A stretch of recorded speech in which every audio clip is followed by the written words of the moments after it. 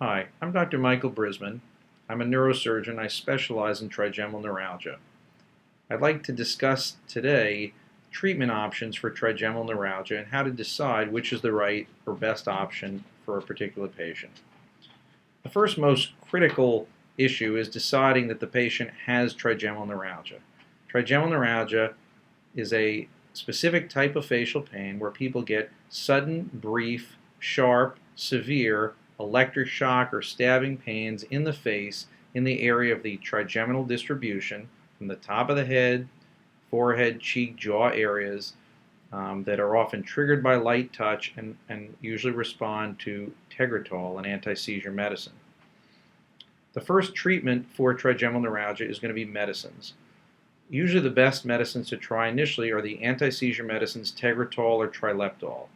If those don't work, or the patient is having side effects, I will next try a second line of medicines, either Neurontin or Lyrica, which are also pretty similar, and there are other anti-seizure medicines.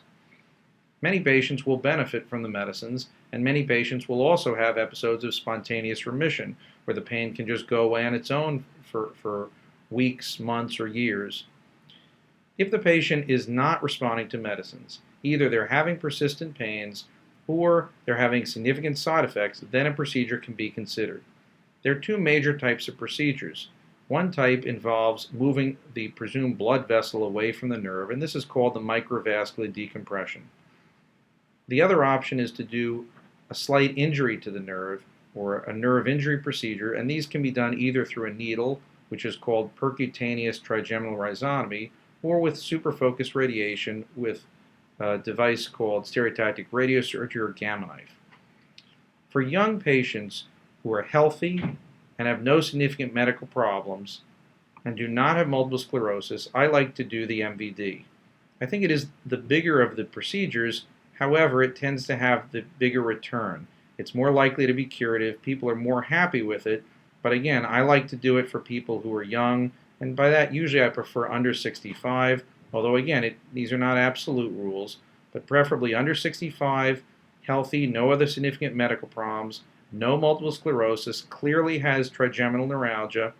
Also, I prefer patients who have good hearing on the opposite ear, because there's a tiny chance of some decreased hearing from the MVD, so I want to make sure the patient does not have a significant hearing problem in the opposite ear.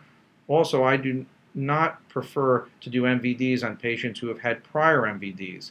Again, it's not an absolute rule, but I feel that the second time around the risks are much higher, and there's usually scarring and much more of a chance that the operation is just a matter of injuring the nerve, which can be done in a much less invasive way. For those patients who have multiple sclerosis, or are older, or have medical problems, or possibly hearing problems in the other ear, or personal preference, one can do one of these nerve injuring procedures. The distinction between the needle procedure or the rhizotomy versus the gamma knife treatment, there are a few differences. If a patient needs immediate relief, the rhizotomy is the better choice. The rhizotomy tends to work right away. Sometimes it can take a few days or a week even to work, but usually works right away. The gamma knife, the focused radiation, can work in a week, but can often take several weeks to work. So if a person needs immediate relief, the rhizotomy is the way to go. Another difference is that the rhizotomy often will get a person off the medicines completely, whereas with gamma knife, there's more of a chance a person may still need to be on some medicines. So again, if a person has as a priority to get their medicine dose to 0, I would say the rhizotomy is the better choice. The gamma knife is less invasive, though, a little bit. The rhizotomy involves putting a needle into the skull, into the brain. The gamma knife is just focused radiation. You're just lying in a machine on a table. So if a person, for example, had severe medical issues or had to stay on blood thinners, the gamma knife would be the better choice. Within the rhizotomy option, there are different options, different techniques, which include the heating or the radiofrequency, the alcohol or glycerol, and the balloon inflation. I am always set up to do all three when I'm doing a rhizotomy, and I do this procedure under local with IV sedation. The way I do it takes about 15 to 20 minutes. If the pain is primarily in a V2 or 3 distribution, if it involves mostly the cheek or jaw or both, then my preference is to do the heating or the alcohol procedures, although the balloon would be my third choice. If the pain involves mostly the first division, then I do not like the radiofrequency because I'm concerned about over-injury of the eye sensory fibers. So in that case, I will prefer to do either the glycerol or the balloon procedure.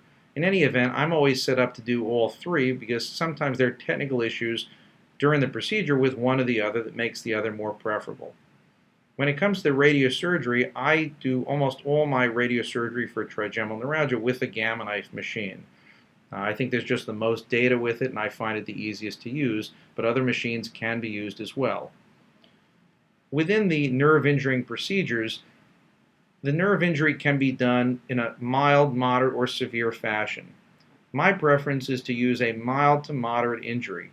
The reason is that this will often give relief and minimize the risk of new numbness, tingling, or pains in the face.